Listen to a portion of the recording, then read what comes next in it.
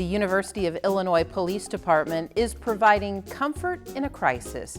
Last season on the Paw Report, we introduced you to the canines working in the department's Community Outreach and Support Division. The department is one of a handful of police departments across the country offering therapy canines as a community resource. This community resource was started by the department's chief, Alice Carey, who joins us today with Archie. Stay with us.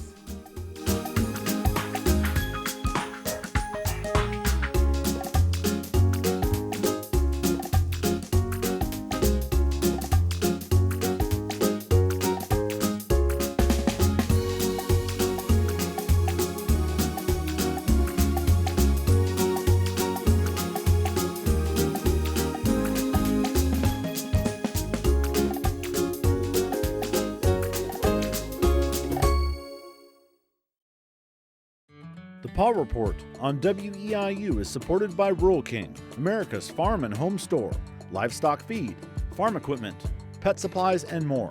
You can find your store and more information regarding Rural King at ruralking.com. Dave's Decorating Center is a proud supporter of the Paw Report on WEIU. Dave's Decorating Center features the Mohawk Smart Strand Silk Forever Clean Carpet. Dave's Decorating Center, authorized Mohawk Color Center in Charleston. Thank you for joining us for this episode of the Paw Report. I'm your host, Kelly Goodwin, and we're glad you've joined us for this episode because we do have a first-time guest and a four-legged friend is joining us on the Paw Report today.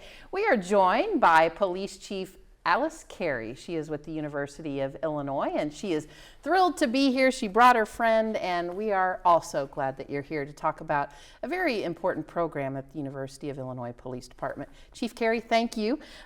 We always put our first-time guests on the spot by asking them to tell us about you and how you evolved in your role at the University of Illinois.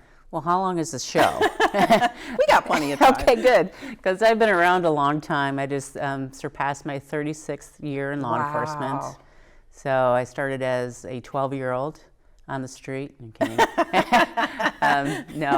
I don't have a calculator. I'm not doing the math.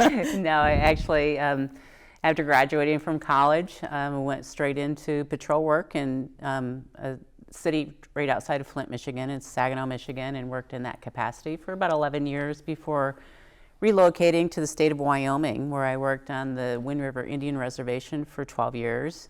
Worked in the capacity of deputy sheriff and state trooper there, and I also worked as a special agent for the state, working in drugs and such. I left Wyoming in 2010 and relocated to the state of Oregon. From there, I was a domestic violence investigator, and I had my sights on higher education. And in Eugene, Oregon, there is the home of the Ducks, so it's the University of Oregon. So I started my higher education law enforcement career there, at which time in 2018, I was recruited for a position all the way across the country in Baltimore. So I was selected as chief at the University of Maryland, Baltimore. So that was my first stint as chief. It was a graduate college, so I didn't have the undergrad and all the energy that the undergrads bring, and so I was kind of, wanting to get back to a major university, and the opportunity in Illinois, being from the Midwest, it'd bring me back home, so to speak, to the Midwest. And I was fortunate enough to be selected as a chief in July of 2020, actually. Wow. So just over almost 2 years. Yes. Here at the University of Illinois. When you came back to the Midwest and you came to the University of Illinois, you also introduced a special program to the University of Illinois Police Department, and that's our discussion today, and you're going to tell us all about it. So tell us what you brought to U of I, something that was very close to you. Well, person that's real close to it is here on the floor. Right, Archie. But when I was chief at the University of Maryland, Baltimore, about 2018, and I read an article in a police magazine about the use of comfort canines, and there was a police department up in the Northeast that deployed St. Bernards. So they they are kind of the forefront of kind of this new idea of bringing, therapy dogs into police departments. And so I reached out to the lieutenant there that created the program. Him and his wife were both members of that police department, and they both had Clarence and Donut. So they're like 150-pound dogs, but they deployed these dogs for comfort, for care, for stress, plus with critical incidences like the Newtown shooting in the elementary. They were deployed there, and they've also flown all over the country for major events, traumatic events. But I was fortunate enough to have the lieutenant bring Donut down to campus and just walked campus with that dog, and it was just amazing how attractive an animal like that was on campus, in thinking, wow, what a great program that could help when students are away from home, they're missing their own animals, and just providing some comfort and stress relief for the major exams and just the day-to-day stressors that students go through. And so I did a little more research and discovered the Paws and Stripes College in Brevard County, Florida. And I reached out to them about their programming, which was always nice to know that it's a free program. So reached out to them, got approval from my boss about bringing a brand new program as the therapy dogs to the campus, and selected a potential handler. We go through the application process in Paws and Stripes. They match her, or that individual was her handler, with her characteristics and home life to a potential partner. And so she flew down in June and met her partner. Lexi was her name. And they went through the training and came back to campus, and it was just like overwhelming. I mean, just to see how busy they were and the events that they were requested to go, pre-exams, final exams, and just, it was unbelievable. And just by walking in downtown Baltimore with a dog was amazing how people stopped to talk to you. Sure. So that was that community piece that we're always striving to, make it easier to talk to law enforcement. You become human and become approachable. Right. They talk to the dog first, and then they start talking to the person at the end of the leash. So that program was just, we were the third university in the country at that time to implement a therapy dog program. So I saw the success, and I approached my supervisor and said, what about at the executive level? As many events that I go to as chief and engaging and talking to students, talking to faculty and the community, I thought, well, what a better opportunity to bring another, comfort canine, and knowing that even at the executive level, we deal with stress. Sure. And so she gave me the okay. They matched me with Archie, and I went down to the Paws and Stripes College in December of 2019, and I was matched with him, who was quite a handful because he was just over a year old. But it was love at first sight. We learned each other, and it's amazing what these dogs do. As far as they know what to do, they sense people, and they know what people need an extra pet. And so just having that is, the president of University of Maryland, Baltimore, it was funny to see him, wait for Archie to get off the elevator, and he gets down on his hands and knees to pet the dog in a three-piece suit. So Sure. That's what it's all about, and it's just something that I thought, why not here at the University of Illinois? Was it a hard sell at the U of I? No, not at all. Because I was fortunate to bring Archie with me. And so, just setting the stage. And, and a part of this, too, is what the dogs do for first responders. Our officers are dealing with all kinds of stressors on the street. And they come into the office, they need a release, too. And having Archie around and just kind of sitting back and watching how they interact and see how their shoulders kind of droop a little bit, because you come in, you're tense from what happens out in the street, and then having an opportunity to play with Archie, to pet him, and, in briefings, or just having him around the hallways really makes a difference. And there's not a lot of research involved in how comfort dogs kind of bring officers out of their stressors and help them deal with a lot of the PTSD issues that they may have to suffer from. not a lot of research there, and I know this because I'm getting my doctorate, and I started researching on therapy dogs and the effects they have on first responders, specifically to police officers. I think it's interesting that, you know, Archie and the rest of his canine team, which I know you're going to introduce and talk about, you know, they were brought on to help others and others like me. But I think what we fail to sit back and think about is officers like you and the officers that you work with need that comfort too. It's breaking the stigma of mental health, you know, and making that just as common as physical fitness. We need our mental fitness too. So it's kind of breaking those barriers down of the stigma. If, you know, if you're not feeling well mentally, then that's a sign of weakness. And it's not, because we want healthy officers, mind, body, and spirit on the street to make healthy decisions. And so if these animals, you know, not just Archie, but the other 2 comfort canines that we have are making a difference, then it shows. I mean, if people need proof in that, we'll start studying it more in depthly, but just by sitting back and observing, it's obvious that they're making a difference. Yeah, absolutely. How are canines introduced to the program? I guess maybe we rewind it a little bit back to the Paws and Stripes, and maybe you can talk about the schooling that they go through. And also, you define for me that there is a difference between therapy, support, comfort, and the level of what these dogs do. Right. Getting back to Paws and Stripes, this is such an innovative program, and it helps not only the inmates that are incarcerated at the time, but it also helps these animals. They have great team there with Clara Mutter and Mariah. Both of those are experts in animals behaviors. So what they do, there's, you know, animal shelters all over in South Florida, mid-Florida. They go to these shelters and they select dogs for the programs. Typically they're strays or they're just mixed breeds, you know, that really hasn't had an opportunity to have a life. So they select these dogs for the program. And once they come into the program, they have nonviolent female inmates that train these dogs for 10 weeks. They train them on basic obedience like the sit, stay, and just kind of behavioral issues and the healing.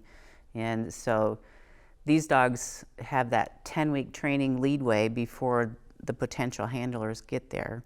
And so they're already, you know, pre-trained, so to speak, and then they bond with that handler, and then you spend another 40 hours refining those skills and becoming a partner, whereas at the end of that week you're tested on those skills.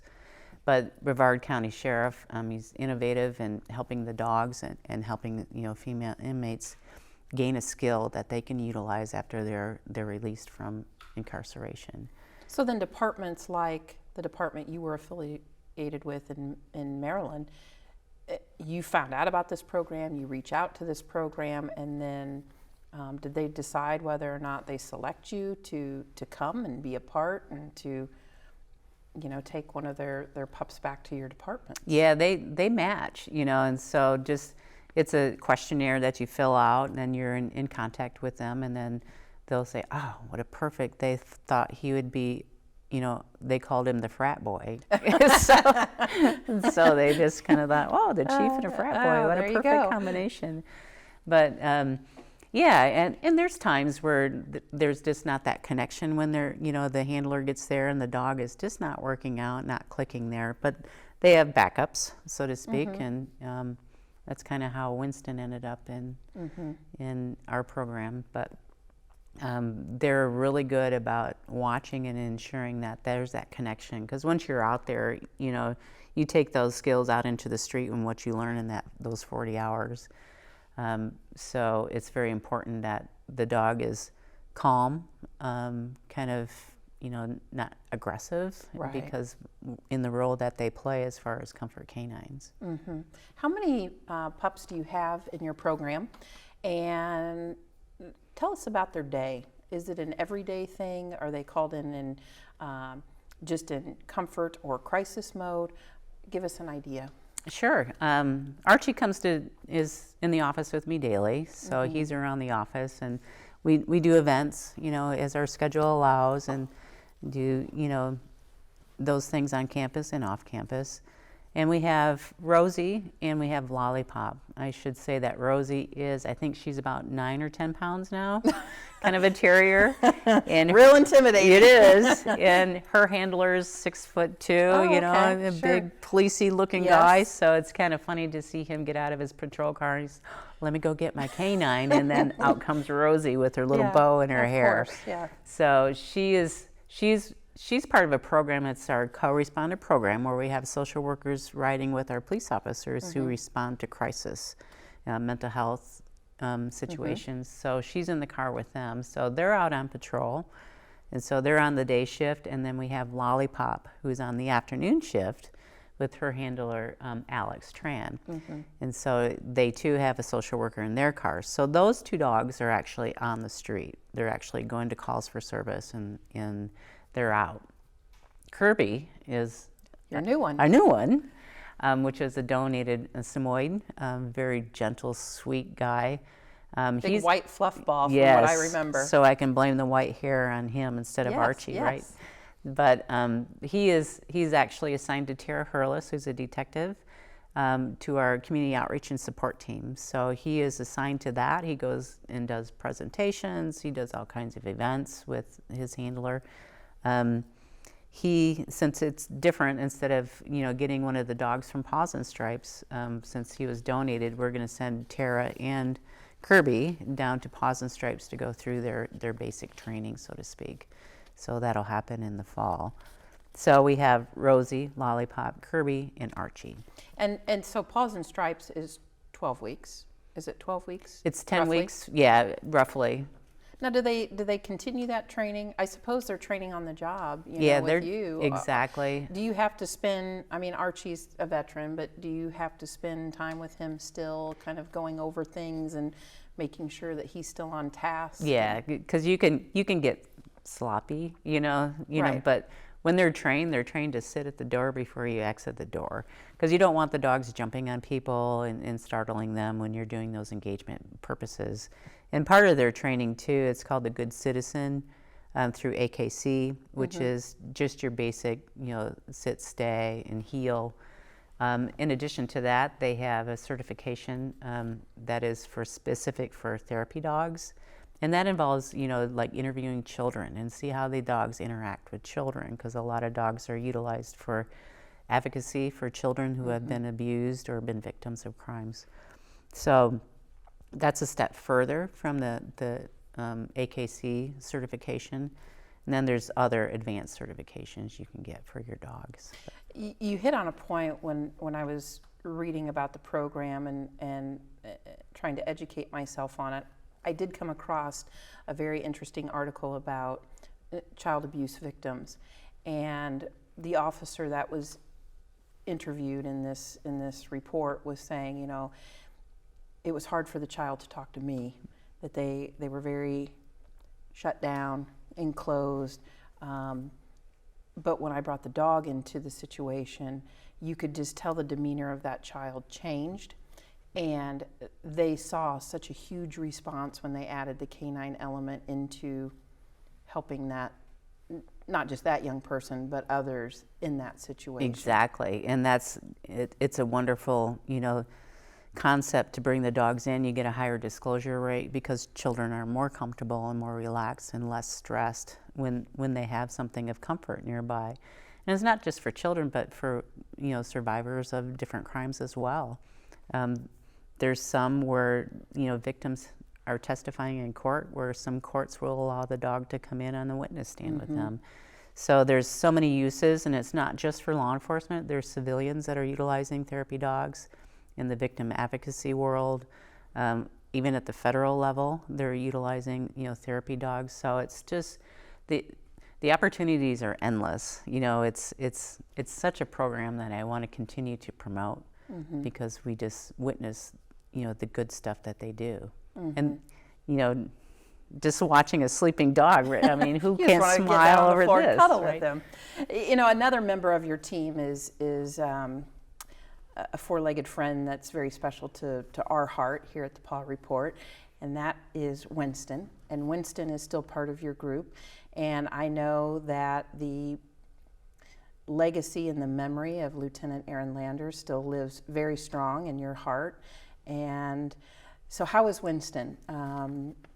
How is the department, carrying on the legacy of Lieutenant Landers and his special friend, Winston?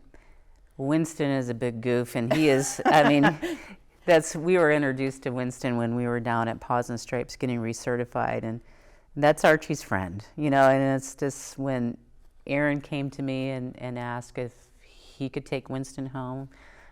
We actually took him home, and those two dogs just bonded on the way back from Florida. But he did, in such a short time that Aaron was, with us, with Winston, they touched so many lives. Absolutely. And everyone has probably heard about the death of Chris Oberheim, and what Aaron and Winston did for, Amber and her girls during the time of despair was, it's unspeakable. Winston just knew what to do. And that's, the beauty of these animals. You just let them do. And that touched Amber so much. She ended up going down to Paws and Stripes to kind of watch the program, and she ended up with a dog, which is OB, which is, she's been, deploying the dog, in certain circumstances, and then taking it to Champaign Police Department. So that's what it's all about.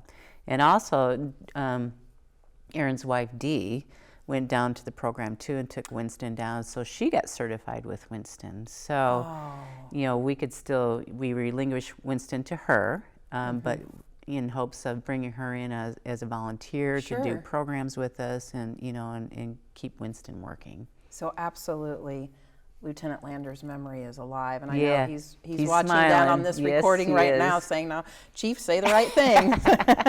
Memorable situations for you. Is there one particular situation that stands out in your mind that maybe either you witnessed or you experienced personally with Archie? There's several. Personally with Archie, and it doesn't seem like it's a lot, but one of the events, we did an event up in Michigan State, so we go to different places, and so Michigan State's getting Comfort Canines now too, which is excellent. great. But at any rate, we were up there and just doing, meet and greet, and one student came and she sat down next to Archie and just started petting him, and she was, during that time, you could tell her, she was not in a good space. And so, and just as she continued to pet Archie, she started disclosing to me about her mental illness and how much she's stressed during school, and it was just, it just really touched my heart to see her smile and just be able to open up. And as she, when she first initially came to us, it was kind of the body language, saying that I'm not okay. But after that, it was maybe 15, 20 minutes of us conversing, and Archie knowing that, she needed a few pets. As she, started to smile and walk away with a sense of feeling better, a sense of well-being just during that moment. And I'll never forget her face, as simple as it may seem to other people, but that made a big difference in her life. Yeah. And that's the whole purpose and scope of these dogs. And, with Lollipop, I can give you an example of what she did. Our neighboring agency, Urbana Police Department, was out with an individual with a knife that was, threatening to harm himself with the knife. So they spent hours trying to de-escalate to get him to drop the knife. And during those conversations, they found out that this individual was fond of dogs. So, in their infinite wisdom, knowing that we had therapy dogs, they called Alex and Lollipop to the scene. So Lollipop arrived, and they negotiated a couple of pets if he dropped the knife, and that worked. And so having Lollipop on a scene helped de-escalate that situation, and the individual put the knife down, and we got him the help he needed. So those are just, a couple of instances, and Aaron, with Winston, was very strong advocate for the COPS program. So when officers, lose their lives in the line of duty, he would go and help comfort, that department. And, before his passing, other than, Officer Oberheim, there was an officer killed up in Chicago. So he and Winston went up, and I think Rosie went as well, and helped that dispatcher that was dispatching that call for service where the officer was killed in the line of duty. Not only provided him some comfort, but that Chicago, suburb, in that precinct, so to speak. But it's just those little things, and people remember that, Absolutely. because there's so much. Changes lives. It does, because there's so much that's going on when trauma hits, and something that they could take away from that when they're having bad days, they can reflect on something that dog gave them, just a little piece of comfort. Right. In our last few seconds, if anybody is out there thinking about starting a program, a department out there is, I really need to talk to Chief Carey, I suppose that you welcome that. Absolutely. And would be happy to help. We put our episodes online, so somebody from a different state might be able to see that. Is that something that you welcome? Yes, and we've been doing that. As long as I can, I'm going to continue to promote this program because there's so much benefits, with having a comfort canine, as we talked about. But they can, certainly reach out to us. We can hook them up with the Paws and Stripes coordinators. We can give them policy. We can give them all the tools they need to just have a package program. All you do is select your handler, go down there and get your dog, and bring it back, and make it your own.